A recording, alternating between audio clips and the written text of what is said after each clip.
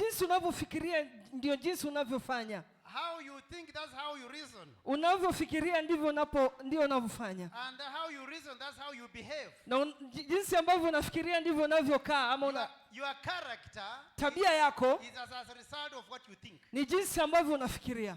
If you think in an orderly way, unapofikiria katika njia iliyo sawa, so orderly you are. Wewe pia ni mtu wa utaratibu. If you think in a fitting way, unapofikiria katika njia ya kushindwa, in a way of sanity, njia nzuri ya usafi, njia ya usafi, so you become. Wewe utakuwa hivyo. Say amen. Sema amina. I mentioned 3 things. Nilitamka mambo matatu as I was beginning, nilipokuwa ninaanza. That in the first place, na kwa wakati wa mwanzo, our mighty God has given you life for free. Mungu amekupa maisha ya bure.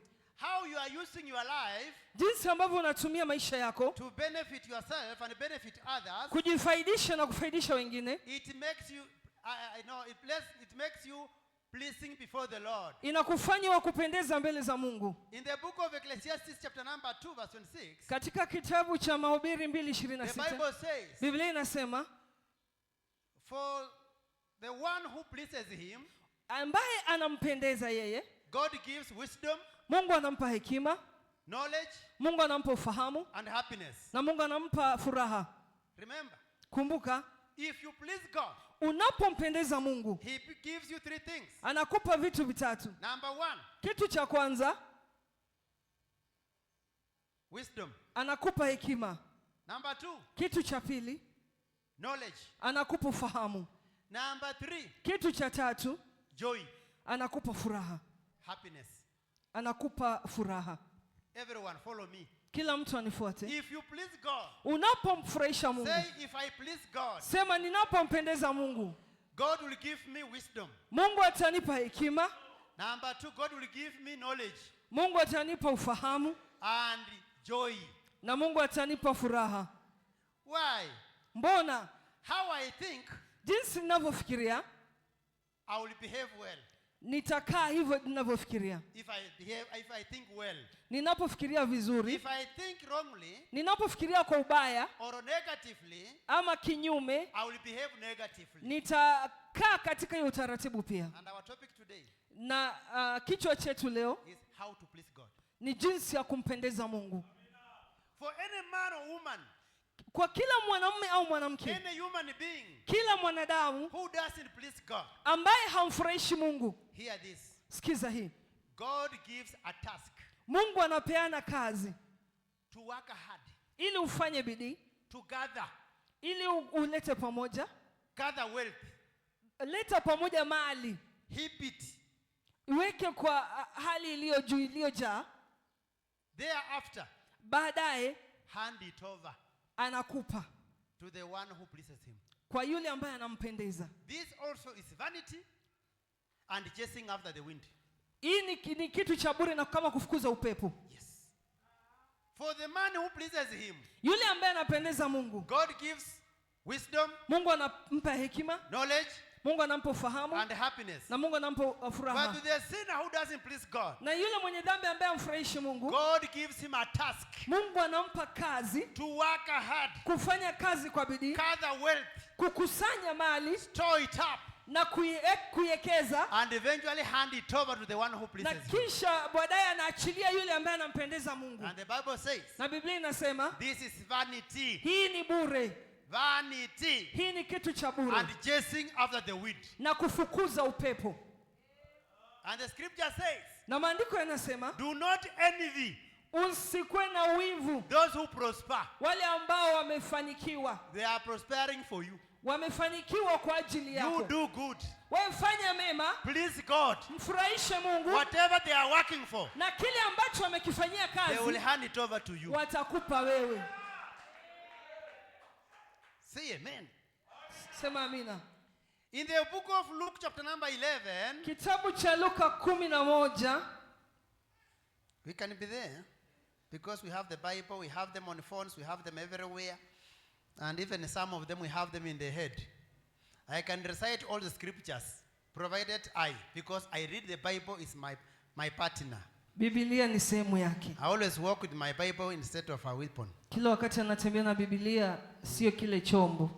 My office, you don't find a weapon there, but you find Bibles of called calipers there. Katika ofisi yake upati zile silaha, unapata Biblia. I bought a new phone because I want to have an expensive Bible on my phone. Nilinunua simu kwa sababu nataka kuwa na Biblia katika simu. And I want to communicate in scriptures well. Na nataka pia kuongea vizuri katika maandiko. And once you have scriptures in your mind, na unapokuwa na maandiko katika akili yako, you look like a Bible. Unakaa kama Biblia. Unaona vile mko na wivu hata makofi amunipiki sasa. You see how you are jealous, you don't even give me a clap. Say amen. Sema amina. The book of Luke chapter number 11. Luka 11. From verse number 1 to 13. Kuanzia mstari wa kwanza hadi 13. The Bible says. Biblia inasema. It is talking about Jesus. Okay, let us read because I like reading and then evaluating the Bible and then we harmonize our ideas and then we deliver. Wacha tusome kwa sababu napenda kusoma ili pia niwapokeze. Because once you read it gives you the reality of what you are speaking. Unapoisoma unapata ile ufanuzi na ufunuo. Don't just say that the Bible says. What does it say? Si kitu tu ambacho Biblia inasema. The Bible says. Biblia inasema. What does it say? Inasema nini? We have it. Tuko nalo. Let it speak to us reality. Wacha ituongelee ukweli kwetu. Verse number 1 to 13. Mstari wa kwanza hadi 13. Luke chapter 11 verse number 1 to 13. Luka 11:1 hadi 13. Jesus teaching on prayer. Yesu anafunza kuhusu maombi. Okay, before I read that. Kabla nisome. Proverbs chapter number 20 verse 12. Somebody to read. Methali 20:12. Proverbs 20 verse 12. What does it say? Methali 20:12 inasema hivi. Ukithubutu kulala kwa service yangu wewe hakuna. Saa hii tunakuitania.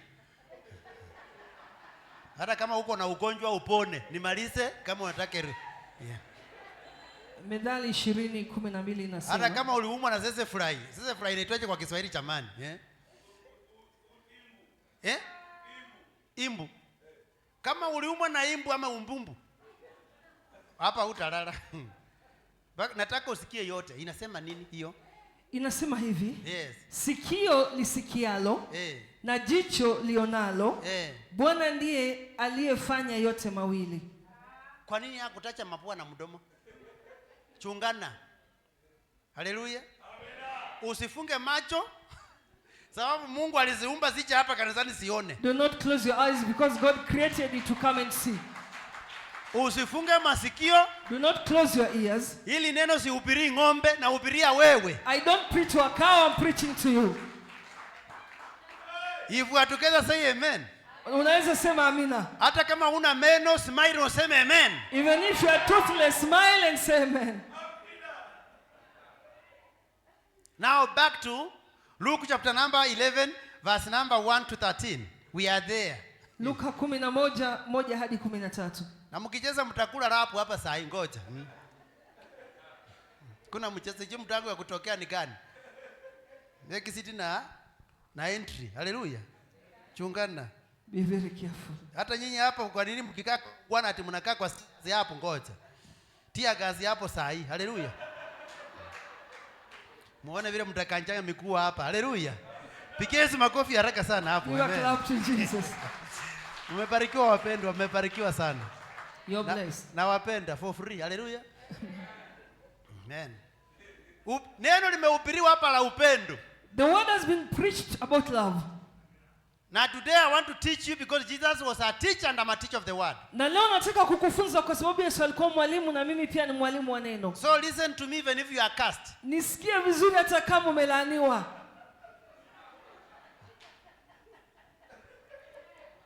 Jesus teaching on prayer. Yesu anafunza kuhusu maombi. Songa hapa utaanguka, songa hapa kidogo. Nataka nikihubiri naona Mrs. Pastor hapa. Hapo. No, usiende sana. Yeah. You are becoming dangerous. Hallelujah.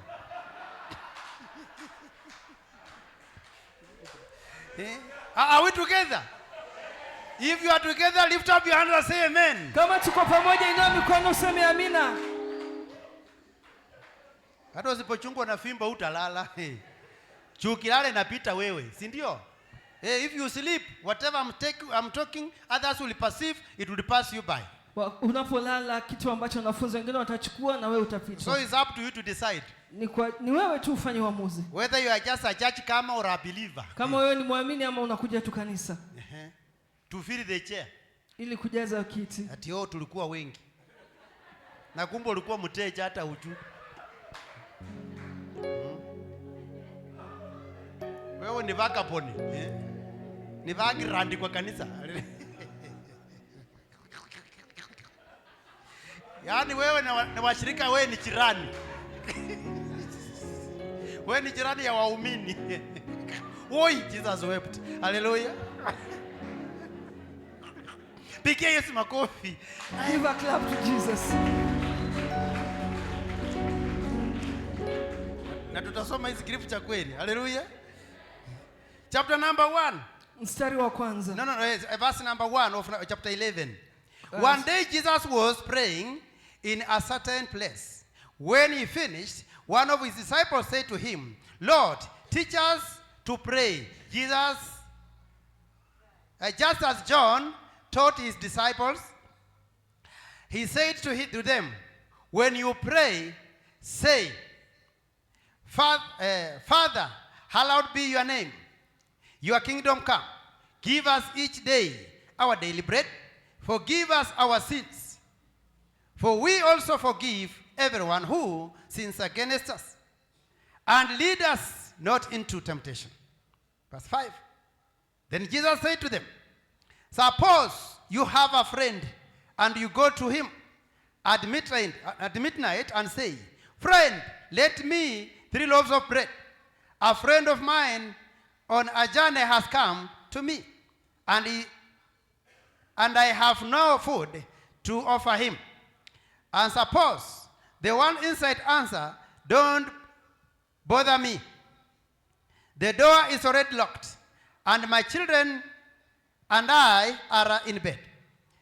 I can't get up and give you anything.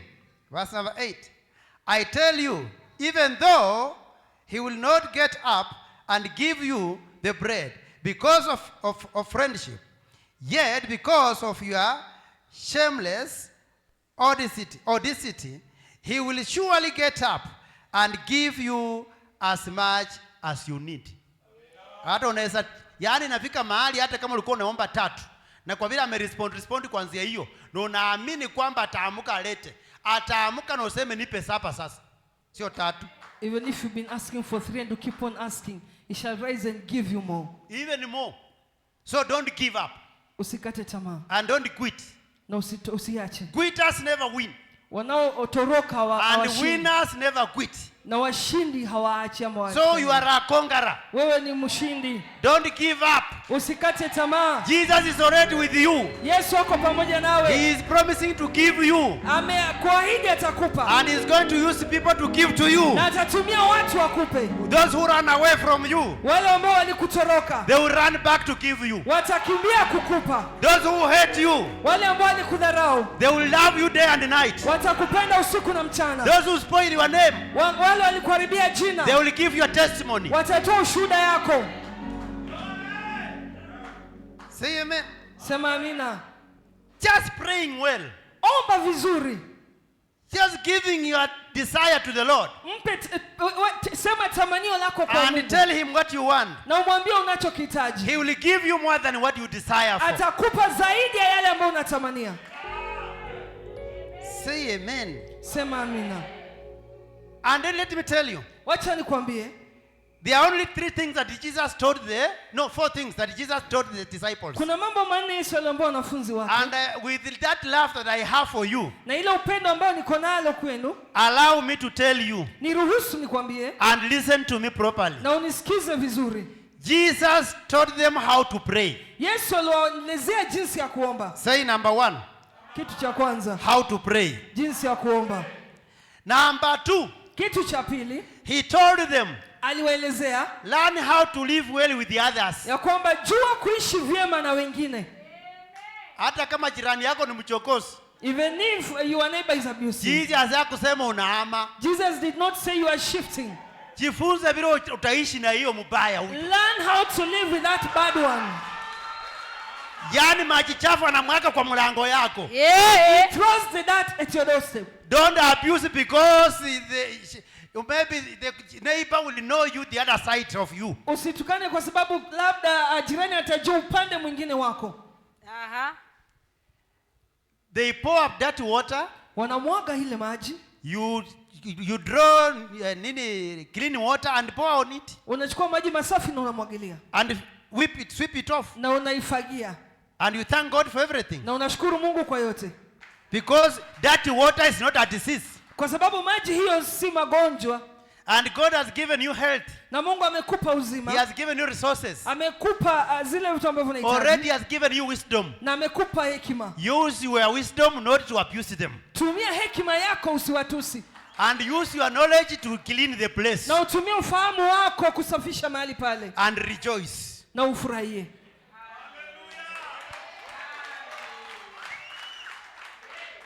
Say amen. Sema amina. Say amen. Sema amina. Have you ever heard? Ushawaisikia? There are two things here. Kuna mambo mawili hapa. If you hear a report, unaposikia ripoti that somebody gossiped you, ya kwamba mtu alikusengenya, and if you hear a report, na upate ripoti nyingine, somebody's coming personal to tell you about your offense, mtu anakuja macho kwa macho kukuambia shida yako, or about your mistake, ama yale ambayo umefanya makosa. One, kitu cha kwanza, somebody told somebody to come and bring to you. Mtu alimwambia mtu akuja kuelezea. And number two, na kitu cha pili, somebody comes to you by self. Mtu anakuja kwako mwenyewe to tell you what it is. Kukuambia nini iko.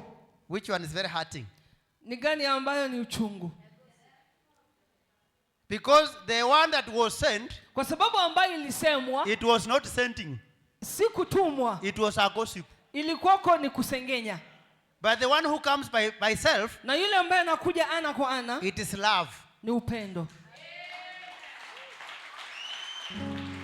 So Jesus, Yesu, has not told us, hajetuambia, and has not tell the disciples, na hajaambia wanafunzi, to reject the one and draw in the other. Kukataa yule ambaye alileta yule mwingine. He is telling them, anawaambia, with the wisdom, na hekima, and knowledge, na ufahamu, and the joy in you, na kwamba furaha ndani yako, learn how to live with both of them. Jifundishe jinsi ya kuishi na wote. Say amen. Amen. Once you learn how to live with both of them, unapojifunza kuishi na wote, we have these 5 people, kind of people with characters. Tuna watu wenye tabia 5, high-tempered people, ambao wana hasira ya juu. Anger. Wana hasira ya juu. Yes, that is it. High-tempered people. Wana hasira ya juu. Number 2, watu wa pili, habitual complainants. Watu ambao wanalalamika. Chronic complainants. Watu ambao wanalalamika sana. Amelalamika mpaka kimwangalia sura hata kabla chaongea akanalamika tu. The high complainants. Yani hata uchaanza kuongea ukimwangalia tu. You've not even start speaking, he just complains. Tayari anakaa complain kama 5 kwanza hata. Sio nyinyi, ni wengine huko nje, pigie makofi. What you others outside there. Hallelujah. Hallelujah. Sijui kama tuko pamoja ama ni umeenda kwingine. I don't know if you are together or have gone somewhere. Am I in South Africa or ni Kenya bado? Niko Afrika Kusini ama niko Kenya bado. Number 3. Watatu, mamaras. Murmuras. Watu wananungunika. And you know what? Murmuring is witchcraft. Na unajua kunungunika ni uchawi. So a murmurer is a witch. Anayenungunika ni mchawi. There are people here, when you look at them, they are like suspects of witchcraft.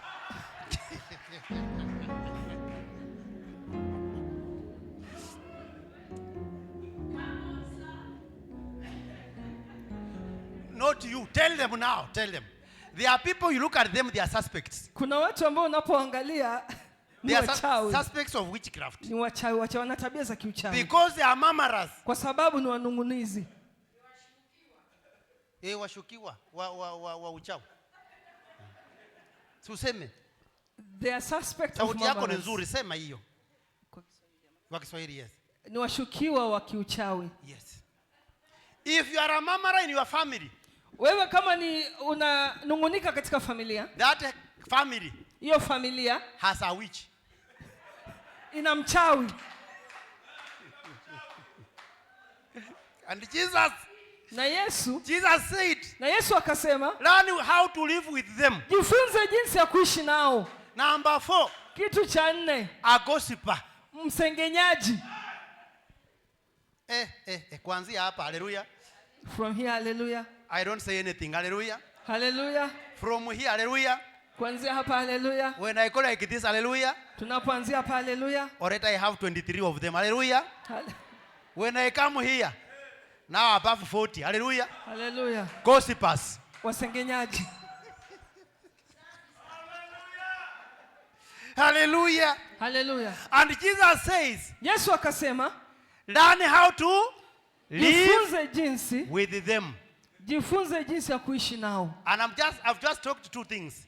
Nimeongea mambo mawili. Number 1. Kitu cha kwanza. He told them, akawaambia, learn how to pray. Jifunze jinsi ya kuomba. And one disciple asked, teach us how to pray. Tufunze jinsi ya kuomba. And he told them how to pray. Na akawafunza jinsi ya kuomba. The Lord's Prayer. Maombi ya Mungu. Here you are, my sister, my brother. Uko hapa ndugu yangu, dada yangu. If you are not prayerful, kama wewe si muombezi, you are a victim. Wewe ni mshukiwa. Of circumstances. Wa yale, wewe ni mwathiriwa. Number 2. Kitu cha pili. Learning how to live with the people who are offensive. Jifunze kuishi na watu ambao wana tabia ya wakudhuru. Wenye anafanya ni maturu tu. Anakutesa, anakukwasa, anakufanya, si ndio? Vikwaso.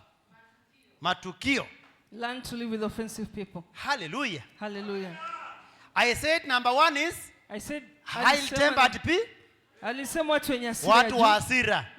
Hata kuna wengine hapa wanakaa kiasira tu. And I will call an altar call here. If you fail to come, wewe OCS ndio atasuluhisha yako sasa.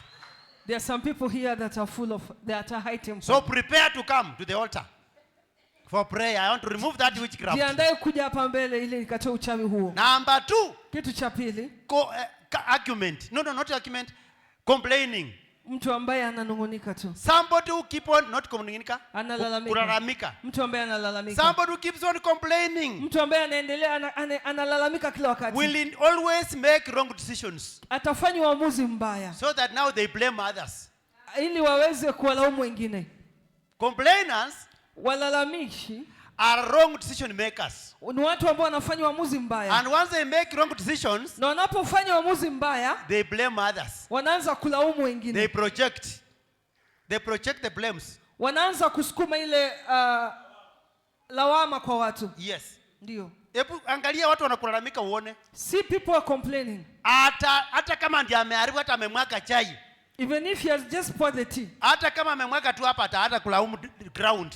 Even if he pours in, start complaining or they will blame the tiles. They'll start blaming the tiles. They will have something to complain about. Watakuwa na sababu ya kulalamika. Instead of being sorrowful and even correcting the mistake. Si hata ile kukuwa na hali ya huzuni. They will keep on complaining. Wataendelea kulalamika tu. Even the nature. Hata mazingara. When there is sunshine. Wakati kuna jua. They will complain about the sunshine. Watalalamika kuhusu jua. Raining once. Wakati kuna mvua. Already complain. Wanalalamika. They just switch their languages. Wanapendua lugha tu kila wakati. Because that is what they have in mind. Kwa sababu hicho ndio kitu ambacho wanaye kwenye mawazo. The disciples had some bad things in mind. Wako na mambo mabaya katika akili zao. But with the teachings of Jesus, lakini mafundisho ya Yesu, they learned how to live with each other. Wanasema jinsi ya kuishi na mmoja kila mmoja. And to live with other people. Ili jinsi ya kuishi na watu wengine. Number 4. Kitu cha 4. I said gossip. Nikasema masengenyo. Gossip is bad because it's a curse. Masengenyo ni mbaya kwa sababu ni laana. So if you are a gossiper, kama wewe ni msengenyaji, already you are a cursed person which will not even blame anything. Wewe ni mtu aliyelaaniwa, usilaumu mtu yote. As you struggle with life, unapopambana na maisha, even in the church, hata kanisani, we have those who are struggling. Kuna wale ambao wanang'ang'ana because they are walking in the curse. Kwa sababu wanatembea katika laana. Because they gossip every day. Wanasengenya kila siku. They even gossip the dead. Wanasengenya hata maiti. Ati acha akufe, alikuwa anasumbua watu hapa. Mtu ashakufa. Unafurahia nini na wewe pia yako inafika? That let him die used to bother us. Someone has died, why are you rejoicing? You even gossip the dead. Wanasengenya hata mfu. Because you are cursed. So even anything you can. Kwa sababu umelaaniwa unaweza fanya lolote. Even a dead dog on the road, beside the road. Hata mbwa aliyokufa unasengenya. They will talk about it. Watainenea. Lili umbwa lilikuwa linatembea hapa likagongwa. Lilikuwa.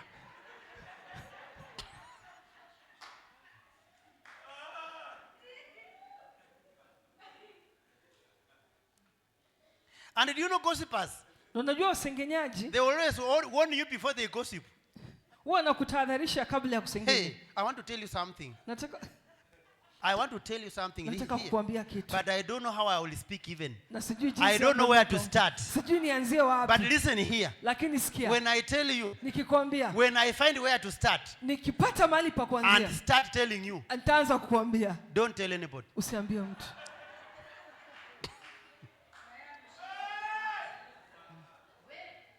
And I always see they are also sympathizers. Ninaona pia ni watu wenye huruma. Because they know they are cursed. Na wanajua wamelaaniwa. So they don't want you to extend the curse to yourself. Na wataki ile laana urudishe kwako zaidi. So they warn you.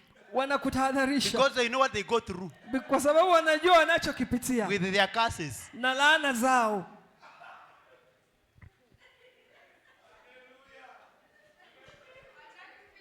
You know even the food on the table. Unajua hata chakula kwenye meza. Somebody start eating. Mtu anaanza kula. Na hii mboga haina chumvi. So ongeze chumvi. Kama hivyo, kama sio chumvi uweke sukari basi. Badala ya kutusumbua hapa.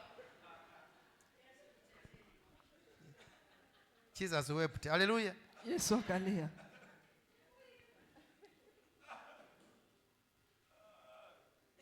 Na ndio naona watu wengine wanoni. Anakula mzuri lakini anoni. Some people are eating well but they don't grow. Because they are always complaining about the meals. Kwa sababu kila wakati wanalalamika kuhusu chakula. You know somebody is taking tea. Unajua mtu anakunywa chai. And we have categories of tea. Na tuko na chai aina tofauti. We have strong tea. Tuko na chai ya rangi. We have white tea. Tuko na chai nyeupe. And we have normal tea. Na tuko na chai ya kawaida. And we have even hot water. Na tuko na maji ya moto. Even we have dawa. Hata tuko na dawa. So instead of complaining of one of them, na kuliko kulalamika kwa moja wapo, choose the suitable one for you. Chagua ambayo inakufurahisha.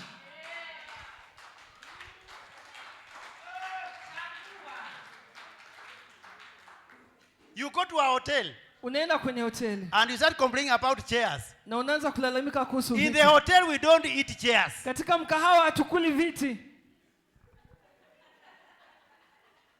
Just about turn. Penduka tu. You entered. Uliingia. Now exit. Toka.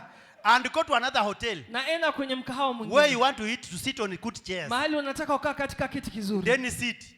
Enda ukae. Without complaining. Bila malalamiko.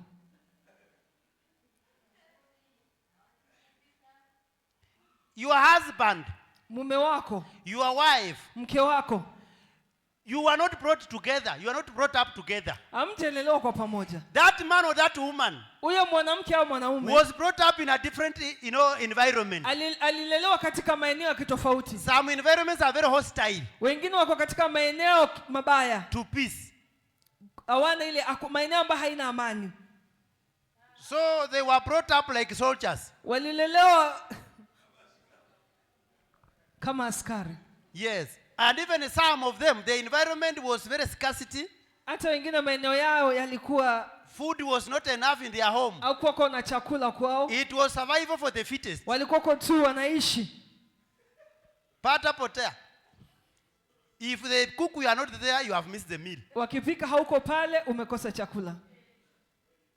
So you are married to a 20-carer person because of the environment. Umeoleka kwa mtu asiyejali kwa sababu ya yale maeneo. You start complaining. unaanza kulalamika. You know you are not a husband like any other. Wewe si mwanaume kama wale Who are wengine very caring to their wives. ambao wanachunga wanawake You are wengine. very don't care. Wewe We haujali. didn't eat lunch here and you are not even talking anything. Hatukula na hata uongei The chochote. man has never had lunch before, even Wewe if mtu hajai kula. so you are just introducing new matters. Wewe unaleta tu mambo mageni. If you are with me, say amen. Kama uko na mimi sema amina. Learn how to live with the others, Jifunze jinsi ya kuishi na wengine. whether with lunch or without dinner. Kwa kosa chakula ama chakula cha jioni, cha mchana ama cha jioni. Be creative and initiative. Wewe kuwa mtu ambaye ana mbunifu. Yes. I remember one day, Nakumbuka siku moja you know, we were brought up in a family of 9. tulilelewa katika familia ya I watu was 9. brought up in a family of 9, Alilelewa katika familia ya watu 9 and I'm the firstborn. na ndio amfungua mimba. Let me tell you, brothers and sisters, Wacha niwaambie dada na ndugu zangu. what firstborns go through, Wafungua mimba wanachokipitia. lastborns will never see it. Wanaofunga hawezi kiona. If we are here Kama uko hapa and you are not the firstborn, na wewe sio mtoto wa kwanza, thank God 10 times. shukuru Mungu mara 10. Hallelujah. Haleluya. My mom Mamangu was beating me hard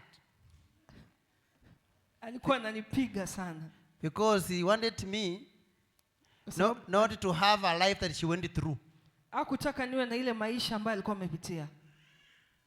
Because umuleavyo ndivyakuavyo.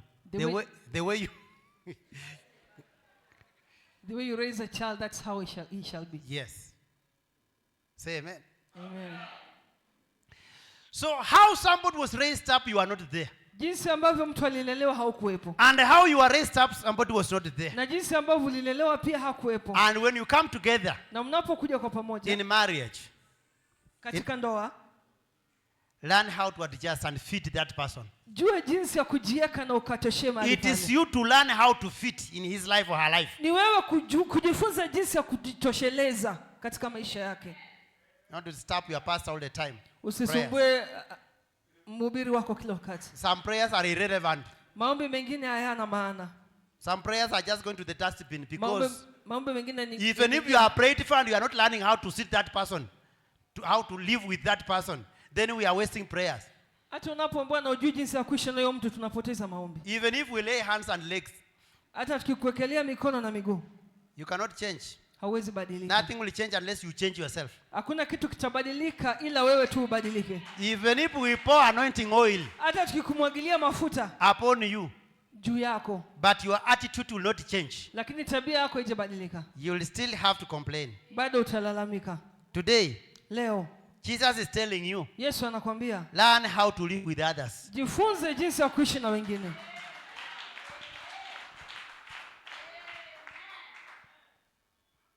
Lesson number 3. Masomo ya 3, Jesus said Yesu akasema to the disciples, kwa wanafunzi, learn to forgive. jifunze kusamehea. We have somebody here even in the church here, and I can see some of them in the spirit. Tuko na watu hapa kanisani na ninaweza waona katika ulimwengu wa kiroho. You are still carrying people since 2023. Unabeba watu kuanzia miaka 2023. Somebody offended you, you are still carrying her. Unabeba mtu. You are still carrying him. Unabeba mtu. September. Even you know the date. Unajua hadi tarehe mwezi wa 9. That he offended you. Ambaye alikukwaza. Hallelujah. Hallelujah. That one I will not talk to. I will not confess. Yes. When I remember what they did to me, nakumbuka walichonifanyia. I don't. We are not in that category. He is not my test. She is not my test. Yesu wa ladha yangu. And you know what? Unajua nini? Most of the complainants, walalamishi wengi, they are the principal contributors of their problems. Hao ndio wanasababisha matatizo yao.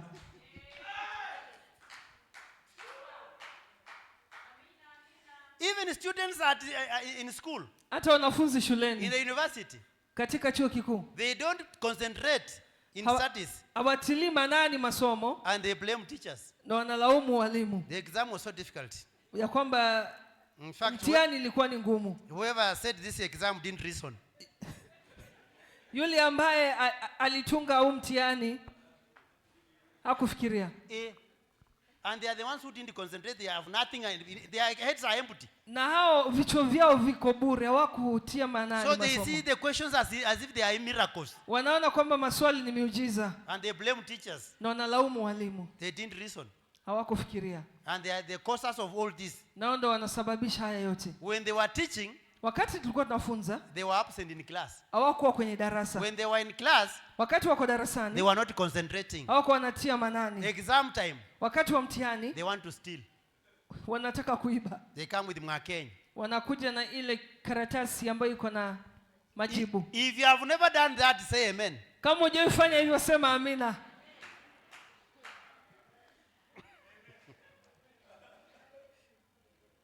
We are in class, say amen. Tuko katika darasa, sema amina. Jesus is teaching, hallelujah. Yesu anafunza, He told them, akawaambia, learn how to forgive. jifunze jinsi ya If kusamehe. somebody offended you, my brother, my sister, you want to progress. Mtu anapokukwaza, dada yangu, ndugu yangu, na unataka kuendelea, If you want to progress, na unataka kuendelea, if you want prayers to hold on you, ukitaka maombi ya kushikilie, forgive. samehea. Lift up your hands and say, I will forgive. Inua mikono yako useme Say, I will nimesamehea. forgive. Sema nimesamehea. We will say 10 times. Say, number 1, I will forgive. Kitu cha kwanza, nimesamehea. Number 2, I will forgive. Nitasamehea. Number 3, Cha tatu, I will forgive. nitasamehea. Number 4, Cha nne, I will forgive. nitasamehea. Number 5, Cha tano, I will forgive. nitasamehea. Let us go by months, because we have lived in months and we are living in months. Wacha tuende na When I miezi. say January, you say I will forgive. Nikisema Januari, sema nitasamehea. Sababu kuna watu umepepa Januari, tangu Januari uko na wao tu. Na hapo umeng'edhi hapa unajifanya hatumeng'ara. Hakuna kung'ara, ndani umeoza kwa sababu umepepa watu ya Mungu. You are rotten inside. You think you are shining, but you are rotten from inside. Amen. We have people, they have boils in their hearts. Tuko na watu ambao wako na uvimbe We katika have mioyo people yao. who have wounds in their hearts. Tuko na watu ambao wana vidonda ama majeraha katika moyo wao, Because somebody offended them in January. kwa sababu kuna mtu aliwakwaza Januari, And we are here seated in the church. na uko hapo umekaa We kanisani. want you to be healed. Tunataka uponywe Once you know how to forgive, ili ukajue jinsi ya you will kusamehea. never go to any hospital. Hakuna hospitali utaenda, Healing is here. uponyaji uko hapa. Say amen. Sema amina. In January, Januari, I will forgive. nitasamehea. Mumenyamaza? Okay, let everybody stand up. Na nimeanza discipline saa hii hapa. Ngoja mtaona lapu hapa. Na ni lapu ni hapa mbio, kurudi chini, kurudi hivi hivi. Sasa chungana. Na wengine wako na high heel, tutaona. Kwanza wa high heel mtatangulia ndio tuone. Mkimbie kama maanderobu hapa. Haleluya. Bwana Yesu asifiwe. Praise be to the Lord. If I mention the month, Nikisema mwezi, sio lazima tu kusengenywa, sio lazima tu kukosewa, hata wewe ulikoseana. it's not about being gossiped or being offended. Offended, Even even you you. offended You somebody. offended somebody. You also So may we be mtu. forgive and you will be forgiven. Samehea ili ukasamehewe. In the prayer, Katika maombi forgive us tusamehee as we forgive tunavyowasamehea. those who offended us. That's the teaching. Hiyo ndio mafundisho, And we'll get healed here. na tutaponywa mahali hapa. Lift up your hands. Inua mikono yako juu. Mikono ingine inakaa kama ni mikono ya corruption. So iinuliwi. Mikono inakaa hivi akiinua inakaa hivi. Sasa hii ni gani? Inua mkono ikiwa open. Sio hivi. Mwizi wa mayai, eh?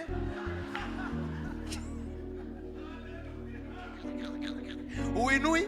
Yeah.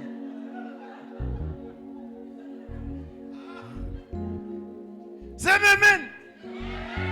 Are we together? Tuko pamoja.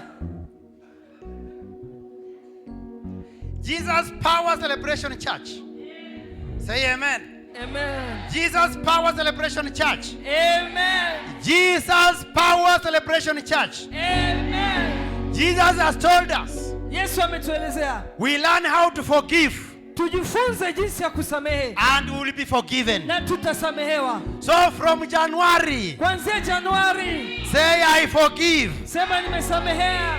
February, Nimesamehea. March, Nimesamehea. April, Nimesamehea. May, Nimesamehea. June, Nimesamehea. July, Nimesamehea. August, September, Nimesamehea. October, Nimesamehea. November, Mwezi wa 11 and na December. mwezi wa 12. Celebrate Jesus. Mshangilie Bwana. Hallelujah. Haleluya. Point number 4. Kipengele cha 4. Jesus said, Yesu akasema be generous. kuwa mkarimu. What was number 1? Ya kwanza ilikuwa gani? Learn how to pray. Jifunze jinsi ya kuomba. And they were taught the prayer. Na wakaelezewa kuhusu maombi. Number 2, Cha pili, learn how to live with the earth. jifunze jinsi ya kukaa na wengine. And they learn how to live. Na wakajifunza. Even us today, Hata sisi leo, let us learn how to live with the earth. wacha tujifunze jinsi ya kuishi na wengine. Hata kama mwenzako kwa nyumba ni even if your husband or your wife is very difficult, Hata even it is you to adjust and learn how to live with that person. hata kama mume wako ama bwana wako ni mgumu, ni wewe kuzoea kuishi naye. And let me tell you, Wacha nikwambie, the moment you learn how to live with them, unapojifunza kuishi nao, God will intervene. Mungu anaingilia kati. God will intervene Mungu ataingilia kati and make things work well. na atafanya mambo yakae That vizuri. person who appeared difficult to you, Huyo mtu ambaye alikuwa mgumu kwako, God will make him to be a blessing to you. Mungu atamfanya awe baraka kwako. That neighbor of yours, Huyo jirani yako whom you think ambaye uliwaza is a bad neighbor, ni jirani mbaya, he or she will become a good neighbor. yeye anaweza kuwa jirani mzuri. And God will use that person Na Mungu atatumia huyo to bless you, kubariki maisha to yako, lift you, kukuinua to enhance, kwa hii mkono yako. to advance Wewe utainuliwa. your living style. Your living style. Maisha yako ya kuishi. Say amen. Amen. Once you learn how to live with people Unapojifunza jinsi ya kuishi na watu and forgive, na kusamehea, 3 things mambo matatu God will give you. Mungu atakupa. Number 1, Kitu cha kwanza, God will give you a new title. Mungu atakupa jina jipya. Number 2, Kitu cha pili, God will give you a new revelation. Mungu atakupa ufunuo mpya. Number 3, Ya tatu, God will raise your standard of living. Mungu atainua kiwango chako cha maisha. Can I tell you something? Acha niseme kitu. Tallness and shortness Urefu na ufupi is a design of God. ni jinsi Mungu alivyopenda. But fatness and thinness Lakini unono na ukonde is your effort. ni nguvu yako.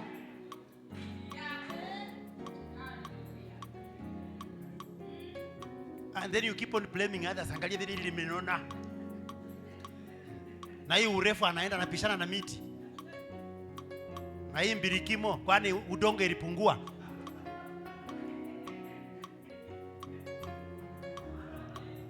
Psalms 105 Zaburi 105 verse 14. mstari wa 14. What does it say? Psalms 105 verse number 14. What does it say? Somebody read. Inasema hivi, hakumwacha mtu awaonee, hata wafalme aliwakemea kwa ajili yao. Mungu hapendi uongee juu ya mtu yoyote. God do not want you to talk about anyone. Na wewe ukiongewa, What if you are spoken when they gossip you? na hata wewe labda ulizaliwa nyuma ya ndizi, kwa mandisi. Na yeye alizaliwa kwa Pumwani. Na unamunena. Maybe you are born behind a banana tree and he was born in Pumwani and you are speaking about him or her. Say amen. Sema amina. When God says he will bless you, Wakati Mungu anaposema atakubariki, if God chooses you and selects you, Mungu anapokuchagua wewe, it doesn't matter who is rejecting you. haijalishi anayekukataa. God says, Mungu anasema do not touch my anointed ones. usiguze mpako wa mafuta wangu. So anybody you see around, Yeyote unayemuona that person, huyo mtu, God has a good plan for that person. Mungu ana mpango mema juu ya huyo mtu. Behind your mind, Nyuma na mawazo God has a yako, special gift to that person. Mungu ana karama ya kimaana kwa ajili ya huyo Never mtu. speak about anybody else, Usiongea kuhusu mtu yote, because you never know kwa sababu haujui what God has planned for you. ni nini Mungu amekupangia. When you speak bad about others, Unapoongea mabaya kuhusu wengine, you relinquish the blessings of your own. utatoa mabaraka ya maisha yako. Remain pure Baki mtakatifu in the eyes of God mbele za macho ya Mungu and please Him, na umpendeze, for Him to give you wisdom, ili akupe hekima give you knowledge, na akupe ufahamu and give you happiness. na kupa ile furaha. Say amen. Sema amina. Say amen. Sema amina. Say amen. Sema amina. In the morning, Asubuhi all of you woke up kila mmoja wenu aliamka, because God promised to give you life and He gave it to you. kwa sababu Mungu alikuahidi maisha na akakupa. All of you are in good health. Nyinyi wote mko katika afya nzuri. You prepared yourself Umejiandaa because you had a sober mind kwa sababu ulikuwa na akili nzuri and you came to church. na ukaja kanisani. Before coming to church, Kabla uje kanisani, you had some breakfast. ulikunywa kiamsha kinywa. Whatever you ate, Chochote ulichokila it was upon you and for you. ilikuwa ni juu yako na yako, And there's somebody who didn't even have something to eat. na kuna mtu ambaye hakuwa na yakula, And we are here in the presence of God, na tuko mbele ya uwepo wa Mungu. who says now whoever ate well should come in front. Nani amesema aliyekula vizuri akuje mbele? Whoever didn't eat should stay out. Ambaye hakula akae kule nje. All of us are the same Sisi wote tuko sawa in the eyes of God. mbele za macho za In Mungu, the eyes of God. mbele za macho za Mungu. The color you are putting on, Hiyo rangi ambayo umevaa it fits you. inakufaa And you look like it.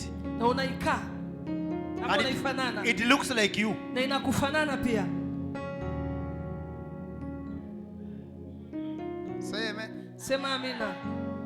Anything you are having, Chochote ambacho uko nacho, that is for the sake of you. hiyo ni kwa ajili yako, But the plans of God lakini mpango wa Mungu is that your destiny is coming. ya kwamba hatima yako inakuja. So learn how to make your good intimacy with God Jaribu kufanya uhusiano mzuri na Mungu by not touching other people. kwa sababu ya kutoguza wengine, Because the Bible says, kwa sababu Biblia inasema do not touch my anointed ones. usiguze wapakwa mafuta The wangu. moment you touch other people, Unapoguza watu wengine you offend God. unamchukiza Mungu, And your wisdom na hekima yako will be scraped off. itafutwa, Your knowledge ufahamu wako will be scraped off. utafutwa, And your joy na furaha yako will be taken away. itachukuliwa. I want you people to be happy. Nataka watu wawe na I furaha, want you people to rejoice nataka watu kusherekea and always be in good knowledge, na kuwa na ile ufahamu to mzuri, receive revelations, kupata ufunuo, and for you na wewe to reach your destiny, kufika hatima yako you need the wisdom of God. unahitaji hekima ya Mungu. So whatever you say, Chochote unachokisema, before you say it, kabla huja ikisema, stop, simama, think about it ifikirie before you say. kabla hujaisema.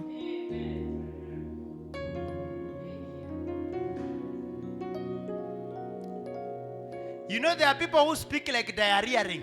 Unajua kuna watu wanaongea ni kama They just usemi. kuna watu wanaongea ni kama wanaendesha, Yes. Talk everything, wanaongea kila kitu, anywhere, kila mahali, anyhow, jinsi wanavyotaka, provided ili mradi they are talking. wanaongea. Hii bili naye inaenda wapi? Wameweka bila si. Na hii wakapaka nyeusi na huko hawakupaka. They just speak anyhow. And you are born again. Na umeokoka. At times you will curse the day you are born again. Wakati mwingine tunalaani ile siku uliyozaliwa. Uliokoka.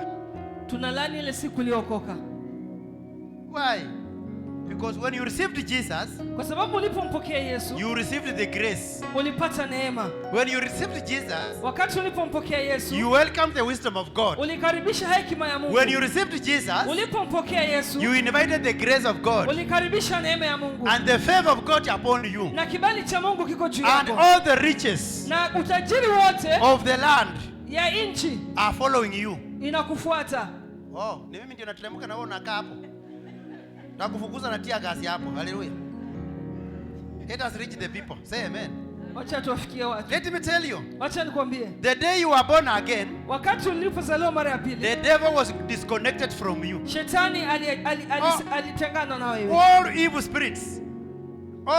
Kila roho chafu ama roho they ran mbaya away from you. ilikimbia kutoka kwako. And the grace of God came upon you. Na neema ya Mungu ikawa juu yako. For protection, kwa ulinzi, for care, kwa kukuchunga, and for blessing. na kwa baraka. The moment you conduct yourself in a dubious way, wakati unapokukaa na katika hali isiyo furahisha, then God Mungu removes your wisdom. Anatoa hekima yako.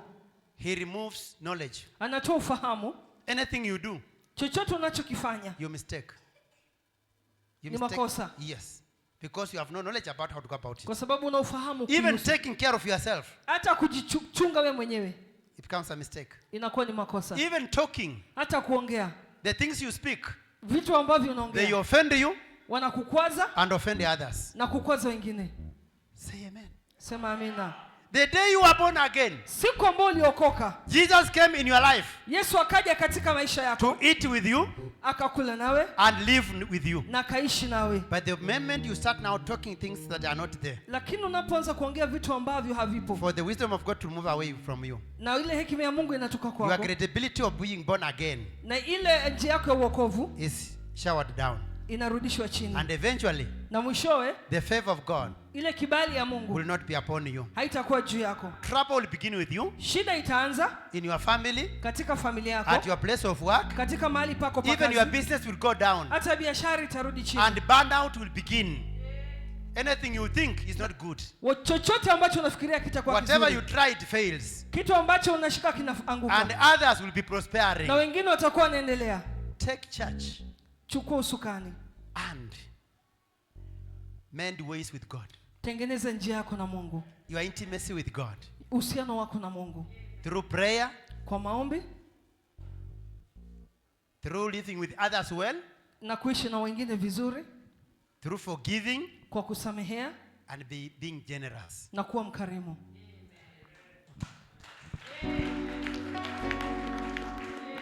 We have people, they normally call them mkonopirika, the hand of a kettle. Tuko na watu ambao ni mkono birika. Yes. Mkono ya pirika inatoka kwa pirika inaishia kwa pirika hapa. It comes from the kettle to another kettle. Not from the kettle to the jug. Not from the kettle to the jug. Yes.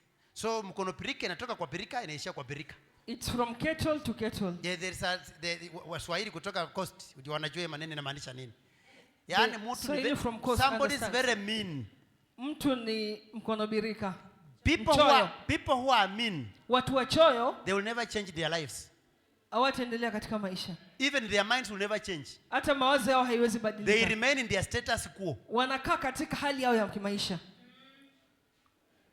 And they are very good complainers. Na wanajua kulalamika, ni walalamishi wazuri. Hii serikali, this government. Hallelujah. Let me tell you and warn you. Wacha nikuambie na nikutahadharishe. And I'm in uniform. Na niko katika sare. Never nickname anybody. Usiwahi pea mtu jina. Never call our president party names. Usiwahi ita rais jina mbaya. The Bible says, Biblia inasema, those who disobey the authority, ambao wanaenda kinyume na mamlaka, will never see breakthrough. hawataona upenyo. As a nation of Kenya, kama nchi ya Kenya, we are blessed. Tumebarikiwa. I am in the scripture. Niko katika maandiko. Sijui Sakai, si Kasongo, sijui na nini. Wewe. Wacha tukusikie. Mimi sikuji na pingu. I don't come with handcuffs. In the spirit. Niko katika kiroho. May God see you. Wacha Mungu akuone. From today, stop it. Say from today. Kuanzia leo, as a church, kama kanisa, we will pray for our authority. Tutaombea mamlaka yetu. We pray for peace. Tutaombea amani. We pray for economy. Tutaombea uchumi. Our nation. Taifa letu. We pray for our land. Tutaombea nchi yetu. We pray for Kenya. Tutaombea Kenya. Because Kenya, kwa sababu Kenya is blessed. Imebarikiwa. And when Kenya is blessed, na wakati Kenya inapobarikiwa, the people of Kenya, watu wa Kenya, are blessed. Wamebarikiwa. Amen.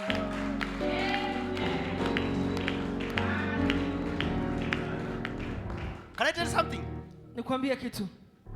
In school, Shuleni we used to nickname some teachers. tulikuwa tunawapa majina walimu. And if you nickname a teacher, Na unapompa mwalimu jina, even if somebody else nicknamed, hata kama mtu mwingine akuja and you ever attempt to call that name to your teacher, na ulijaribu kutaja hilo jina kwa mwalimu a wako, nickname jina ambalo sio of sahihi that teacher, ya hiyo mwalimu, and if it is your teacher, na kama ni mwalimu wako, you will never pass that subject. au utawahi pita hiyo mtihani.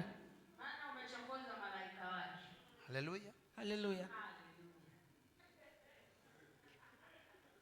Alafu mnatuita makarau. Nani alisema mtu ngoja niwapate?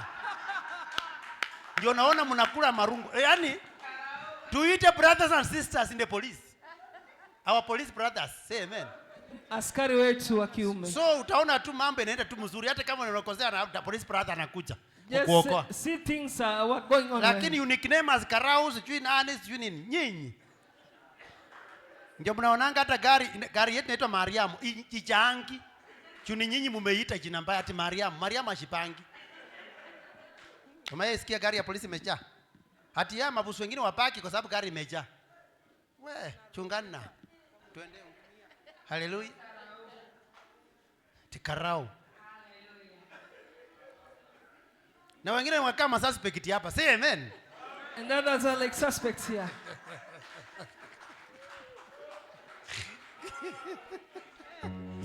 Hey, Mungu sana tupenda haki. Muketi. God loves us. May you have your seat. Hallelujah. Hallelujah. Na mumenikamua mkiwa mmesimama sana. Mumenikamua sana. Hallelujah. And that is nice. Hey, simama huko sasa leo. Jaribu huko tuone bahati yako itatokea wapi.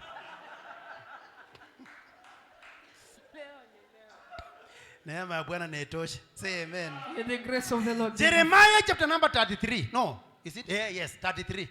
Jeremiah 33 verse 3. Jeremiah 33:3. Yes. Jeremiah chapter number 33 verse 3. Say amen. Say amen. Amen. Najua niko nyumbani, wacha nihubiri. Ndugu yangu tulitoka mbali na yeye. We have come from far with Apostle my brother. Jeffa tumetoka mbali sana. With Apostle Jeffa we coming from far. Kipigwa vita ya kiroho. We were fighting spiritual Hata battles. wakaacha ya kiroho itoshi wakaanza ya kimwili. The spiritual battle was not enough. They started physical battle. But we didn't give up. Lakini hatukukata tamaa. Being born again in the police is not easy. Kuokoka ukiwa askari si rahisi. It was a journey. Ilikuwa kwa ni mwendo In the jungle. katika jangwa. Where we are now. Mahali tupo sahi. We thank God. Tunamshukuru Mungu. For this far. Umbali huu. He is our Ebenezer. Yeye ni Ebeneza. Today. Leo. When God has selected you. Wakati Mungu anapokuchagua. It doesn't matter. Haijalishi. Who else. Ni nani anachukia? Is rejecting you. Ni nani ambaye anakukataa? Even if it is one person. Hata kama ni mtu mmoja. Even if they are 10. Hata kama ni watu 10. Even if there are 1,000. Hata kama ni watu 1000. Don't care. Usijali. God is with you. Mungu ako pamoja na wewe. Provided. Ilimradi tu. You follow the 5. Unafuata zile 5. Be prayerful. Kuwa mwombezi. Learn how to live with others. Jua jinsi ya kuishi na wengine. Learn how to forgive. Jifunze jinsi ya kusamehe. And be generous to give. Na ukuwe mkarimu wa kupeana. By the way, listen to me. Nisikize. Okay, walio na macho? Those that have eyes. Na walio na masikio? Those that have ears. The Bible says, is the Bible that says. Ni Biblia ndio inasema. A hand that giveth. Mkono utoao. Is more blessed. Imebarikiwa zaidi. Than the hand that receiveth. Kushinda mkono unaopokea. It says it is more blessed. Inasema imebarikiwa zaidi. Which means even the one that is receiving. Inamaanisha hata ile ambayo inapokea. It is also blessed with on a certain degree. Imebarikiwa katika asilimia fulani. But the giving hand. Lakini ambayo inapeana. Is more. Imezidi. The hand that gives is more blessed than the hand that receives. Mkono utoao umebarikiwa zaidi kuliko inayopokea. So the giving hand. Mkono utoao. Is more. Ni zaidi. Blessed. Imebarikiwa zaidi. But the receiving hand. Ile inayopokea. Is just blessed. Imebarikiwa tu. Halafu ikifika hapo then let me ask. Acha niulize kufikia hapo. I always try to see how we can finish corruption in Kenya. Huwa najaribu kuona jinsi ambavyo tutamaliza. And I realize Na nikagundua these hands that are more blessed, hizi mikono ambao zaidi zimebarikiwa they are the ones that can finish corruption ni zile ambazo zinaweza maliza ufisadi than the hands that are just blessed. kuliko zile mikono ambao tumebarikiwa tu. The question is, Swali ni hili. with me police officer, though me I don't take bribes. Mimi sichukui pesa hongo. If from my younghood, I've never. Sijawahi kula hongo. So, even you, and I'm not blaming those who pick. Na silaumu wanaokula hongo. Because they are given. Kwa sababu wanapewa. They are not snatching. Hawanyaganyi watu. They are given. Wanapewa. Willingly.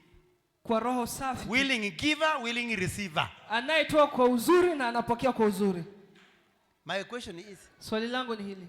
Between the police and the members of the public, kati ya polisi na wananchi, who gives and who takes? Nani anatoa, nani anapokea?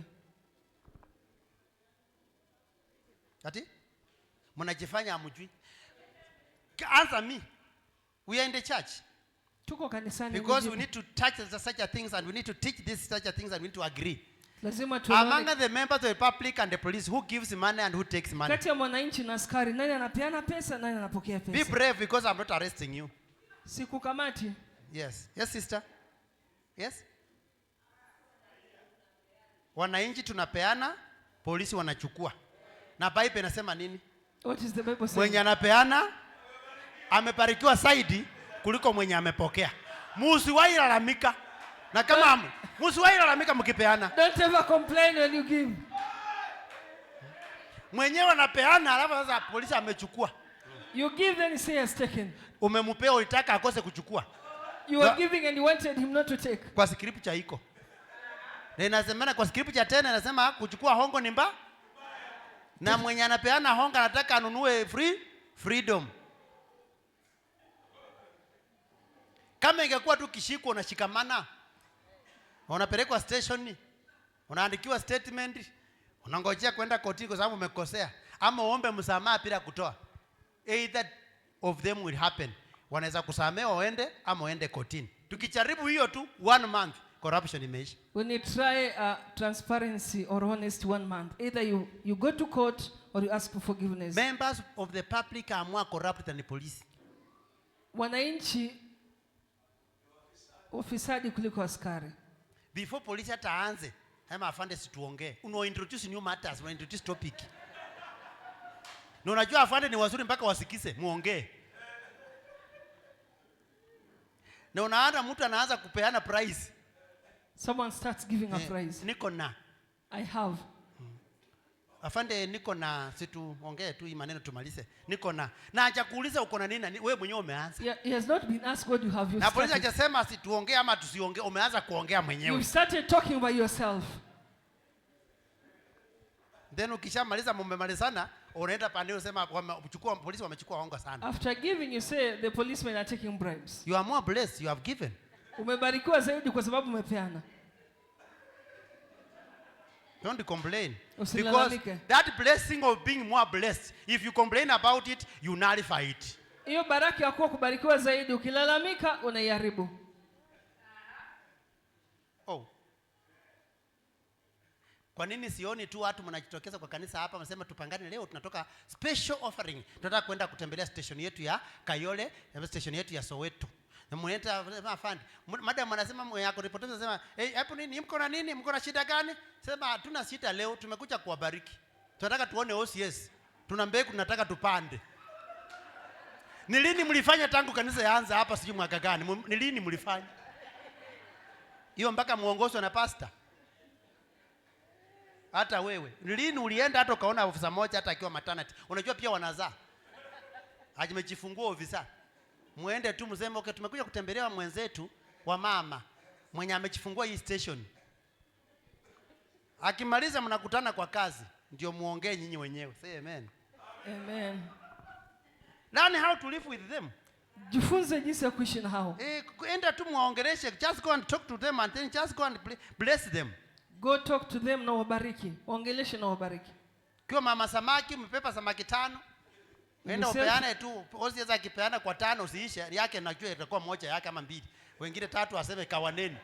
Hiyo ni amecha na mwingine deputy yake. Si wamepata kwa niaba ya wengine, kwani utalisha wote. If you're selling fish, just take 2 or 3, give them, and they'll receive. Na leo sema mbarikiwe, si ndio? They say be blessed. So the 100 gives is more blessed and the 100 receives is also blessed. Mkono utoa umebarikiwa kuliko unaopokea. That one has no complaint. Hiyo haina But once you become offensive wakati unapofanya makosa and you want to free yourself na unataka kukua huru and you introduce the topic of giving, na tukuambie somo la that is kutoa, corruption. hiyo ni ufisadi. And it's not good and not accepted before the Lord. Sio nzuri na ikubaliki mbele za Mungu. May God forgive us. Mungu atusamehe. May God forgive us. Mungu atusamehe. May the grace of God be sufficient. Wacha neema ya Mungu itoshe. May you rejoice in your hearts. Wacha ufurahie katika moyo wako. May you be healed. Wacha uponywe. May you be protected. Wacha ulindwe. May you even be raised. Wacha uinuliwe. May your salvation be magnified. Wacha wokovu wako ukapanuliwe. Those people who have been running away from you. Watu ambao wamekuwa kukukimbia. Jeremiah 33 verse 3. Yeremia 33:3. Bible does not say Biblia haisemi if you have many people, ya kwamba ukiwa na watu wengi don't call me. usiniite. If people have run away from you, Watu wanapokukimbia don't call me. usiniite. The Bible says, Biblia inasema, and it does not even say when you are rich, don't call me. haijasema hata unapokuwa tajiri It usiniite. doesn't say that when you are poor, call me. Haijasema unapokuwa maskini usiniite. It says, Inasema call to me niite and I will hear you nami nitakuitikia and I will answer your prayers na nitajibu maombi yako and I will show you the things in the secret. na nitakuonyesha mambo makubwa yenye siri.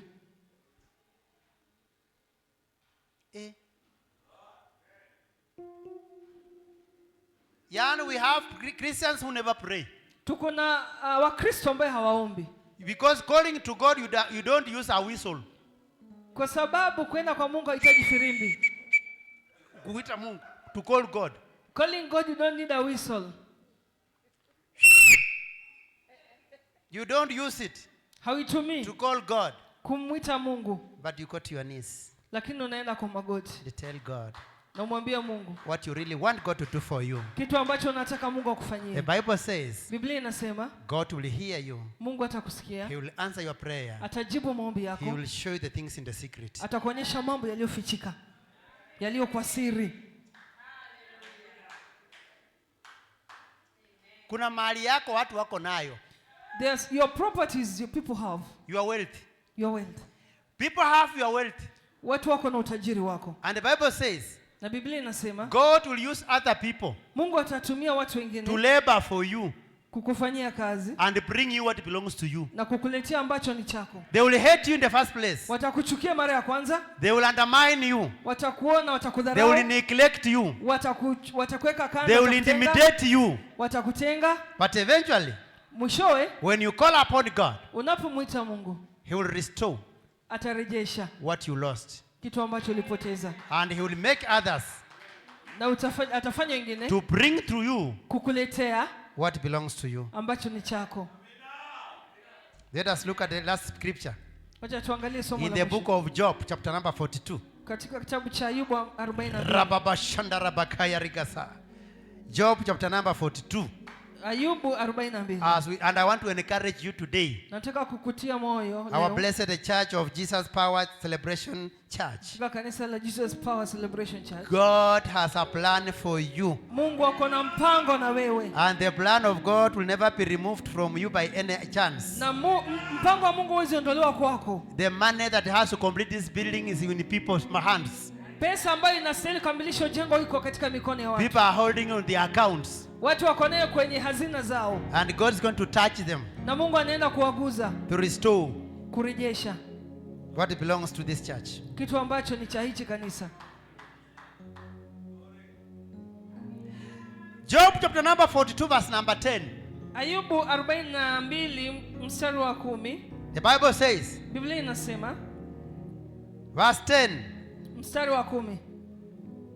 The Bible says, Biblia inasema after Job had prayed for his friends, baada ya Ayubu kuombea marafiki zake, the Lord restores his fortunes Mungu akaugeuza uteka wa Ayubu and gave him twice as much as he had before. na akawapa mara mbili kuliko haya aliyokuwa nayo kwanza. All his brothers Ndugu zake wote and sisters na dada zake and everyone who had known him na wote waliojuana naye before hapo mwanzo came and ate with him wakaja wakala pamoja naye in his house. katika nyumba yake. They comforted and consoled him Wakamlilia na kumtuza moyo over all the trouble katika habari zote za uovu the Lord had brought on him. ambao Bwana alioleta juu yake. And each one gave him, Na kila mtu akampa na kila mtu akampa a piece of silver kipande cha fedha and gold ring. na pete ya dhahabu.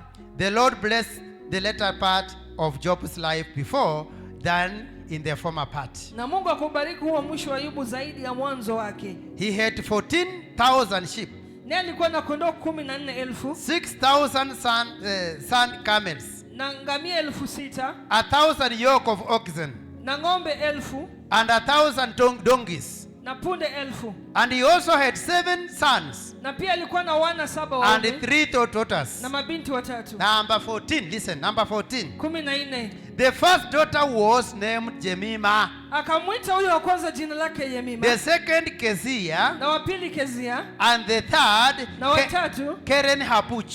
Keren Hapuhu. Verse 15. 15. Nowhere in the land Katika nchi yoyote hakukuwepo were there found women of beauty as Job's hapakuwepo daughters. wanawake waliokuwa wazuri kama hao binti wa Ayubu. And their father granted them Na baba yao akawapa an inheritance along with their brothers. urithi kati ya ndugu zao.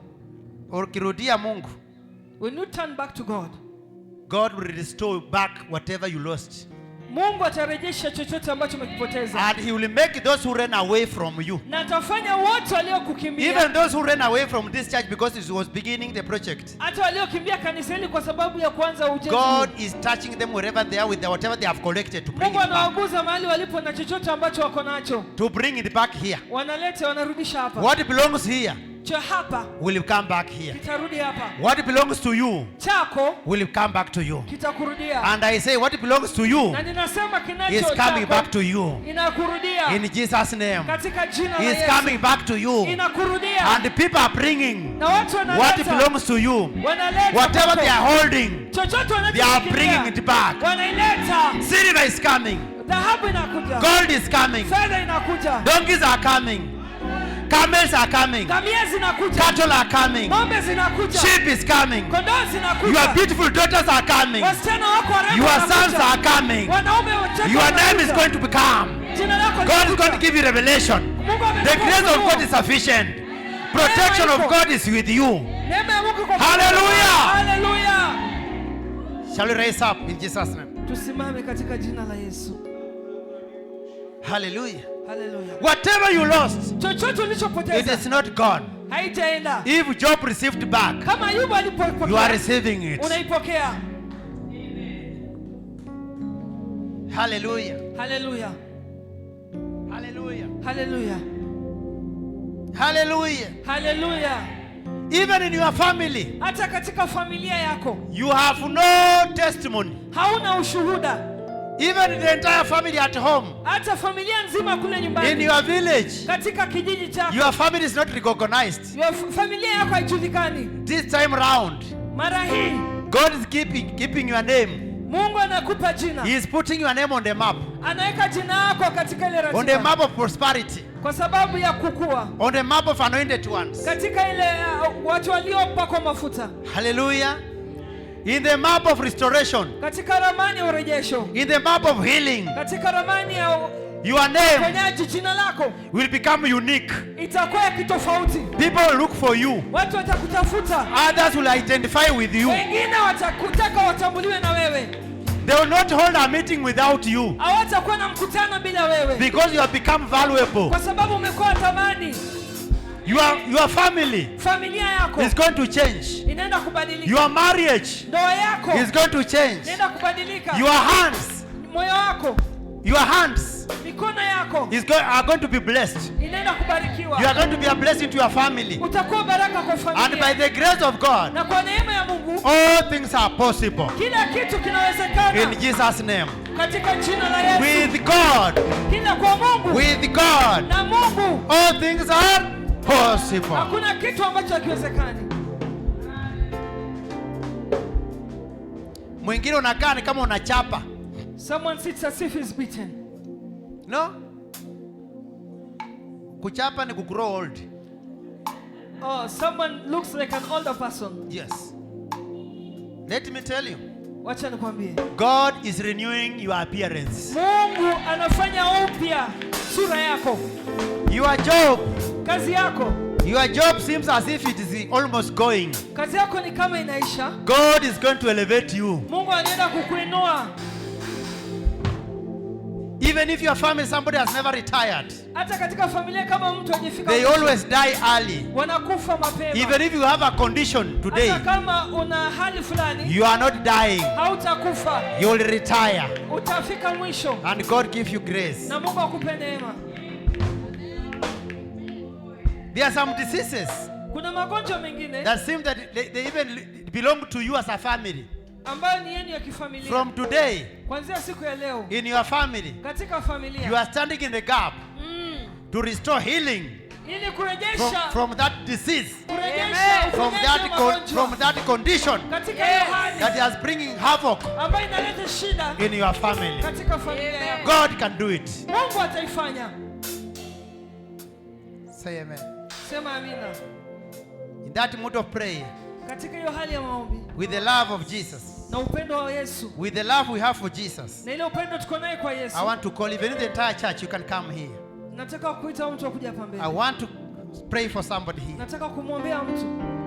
God has revealed to me that I have to pray for the church. Mungu amenielezea nataka kuiombea kanisa. Jesus name. Katika jina la Yesu. Restoration is coming. Urejesho unakuja. And it's not coming today. Na ikuji leo. It has already come. Ishafika tayari. Come here. Kuja. God wants to use you. Mungu anataka kukutumia. To make a difference. Kufanya utofauti. In your life. Katika maisha yako. In your family. Katika familia. In your duty. Katika kazi zako. In your business. Katika biashara. In your ministry. Katika huduma yako. God. Mungu is capable ana uwezo of doing it. na kuifanya. In Jesus name. Katika jina la Yesu. You are blessed. Umebarikiwa. And I say you are blessed. Nasema umebarikiwa. I still say you are blessed. Nasema umebarikiwa. Put your pride down. Weka kiburi chako chini. Put your pride down. Weka kiburi chako chini. And humble before the Lord. Na nyenyekea mbele za Bwana. This altar was made for you. Hii madhabahu ilitengenezwa kwa ajili yako. Come here. Kuja hapa. All of you, come here. Father, I declare that I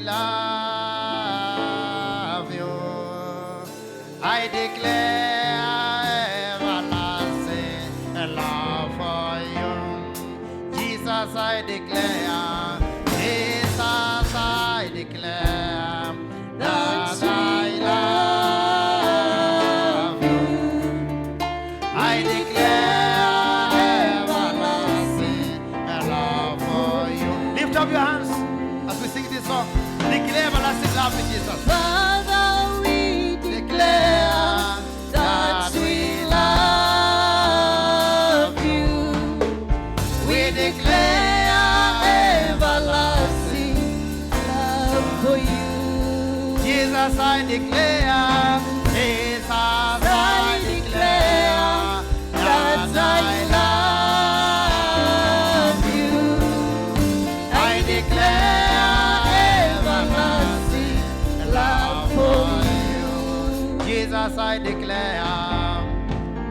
Jesus, I declare that I love you. I declare everlasting love for you. Jesus, I declare. Jesus, I declare that I love you. I declare everlasting love for you. Jesus, I declare. Jesus, I declare that I love you. I declare everlasting love for you.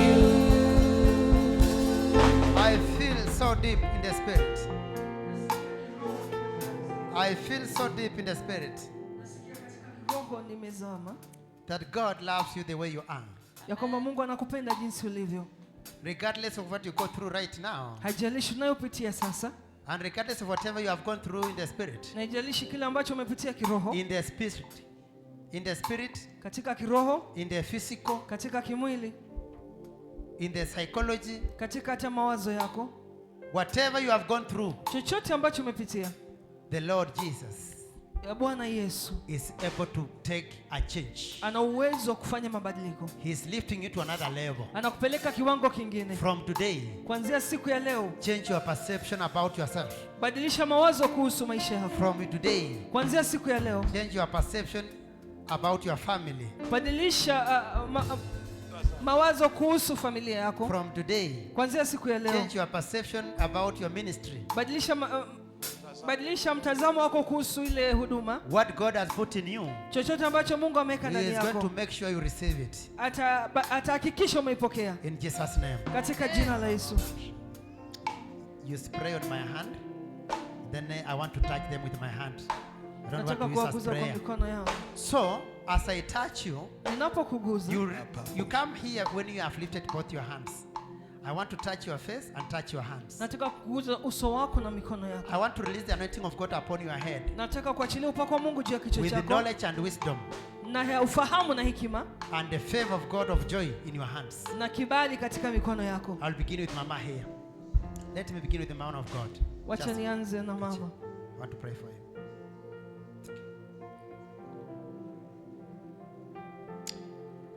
Yeah, just continue with that tune, that like that. Father, in Jesus' name, I thank you because of your servant. Nakushukuru kwa I sababu speak out of blessing upon your servant, nazungumza Apostle baraka. Sammy. I release the anointing and I release joy in his hands because of the ministry. Let him receive this in Jesus' name. Father, in Jesus' name, I thank you because of Mama. I know that Father Rose is blessed, oh God. And I declare favor of wisdom and knowledge upon her life.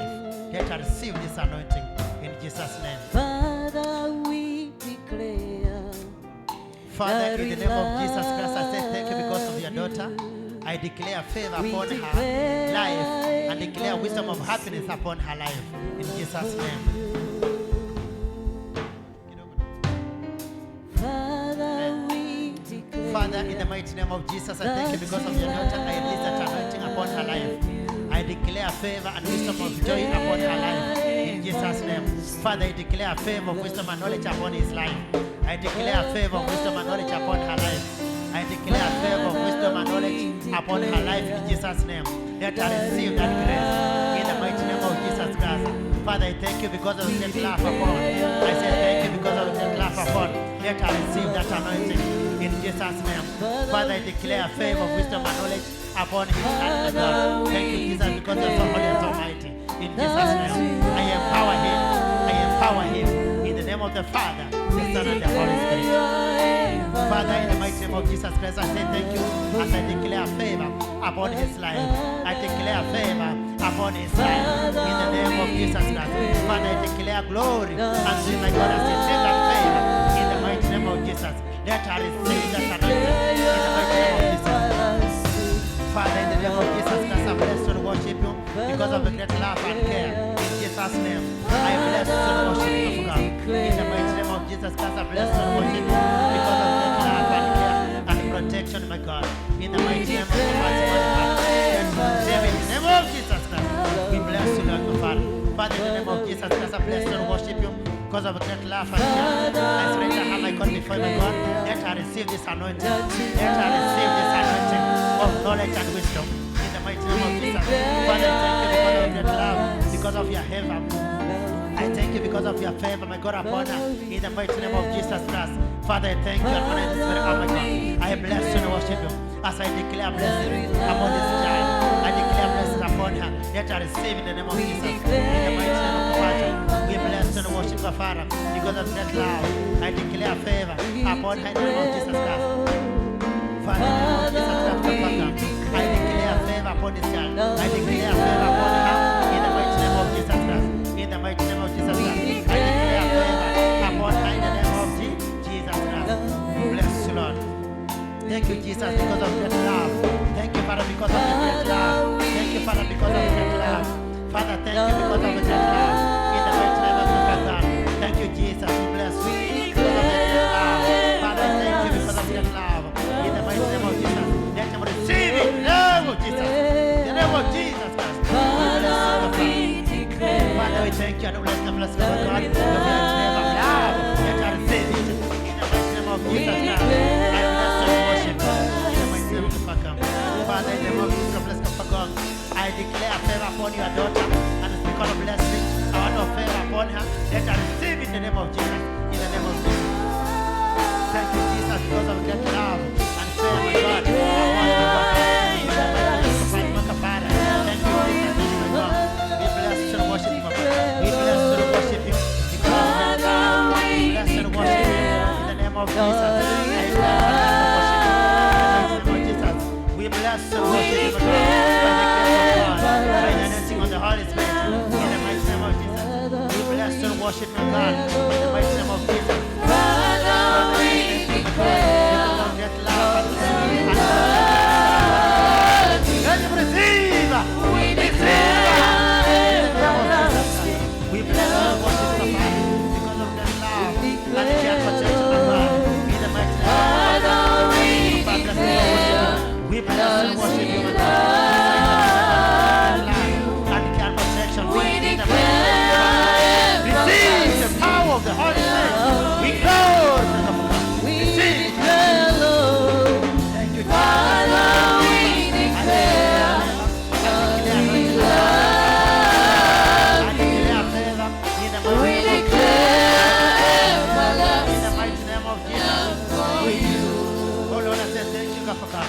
Bless and worship you as I declare favor in the mighty name of Jesus. I declare favor in the mighty name of Jesus. I declare favor in the mighty name of Jesus. I declare favor in the mighty name of Jesus. Thank you, Jesus. Bless you for worship. Let him receive this favor. Receive this anointing in the mighty name of Jesus. We bless you, my Father. We worship you, my Father. We surrender to my God. In the mighty name of Jesus, we bless and worship you. Thank you, Jesus. Thank you, Jesus. Bless you for God. We surrender to my God and we receive this anointing. Receive this anointing. Receive this anointing. In the name of Jesus. Receive this anointing. In the name of Jesus. Receive this anointing. In the name of Jesus. Receive this anointing. In the name of Jesus. And I say thank you, my God, because of the great love and care and protection. Thank you, Jesus. We bless you, my God. Tunakiri upendo wako Bwana, tunakiri Bwana,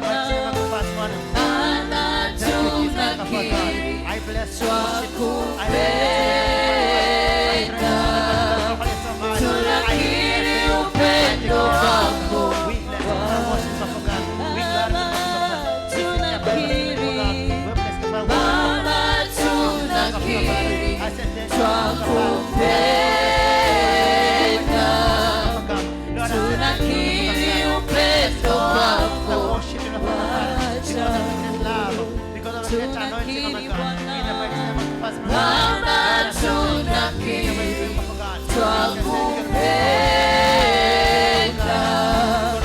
tunakiri upendo wako worship him. I surrender to God because of the great love and care and protection. Oh my Lord, thank you, Father. And my God, God, we bless you for worship. God blessing and worship God. Lord, I thank you for God. We bless you for worship for God, Father. Receive in the name of Jesus God. Receive the anointing of God by the power of the Holy Spirit in the mighty name of Jesus. Lord, I thank you for God. We bless you and worship for God. tunakiri upendo Lord, I said thank you for wako the of God. Let them receive that anointing of God. Let them receive the grace, the anointing of the Holy Spirit of God. In the mighty name of Jesus, we glorify you, God. Let your love of God. tunakiri upendo wako In the mighty name of Jesus, Lord, I said thank you, Lord, for God. Lord, I said thank you, Lord, for worship Him. Baba tunakiri twakupenda, tunakiri upendo wako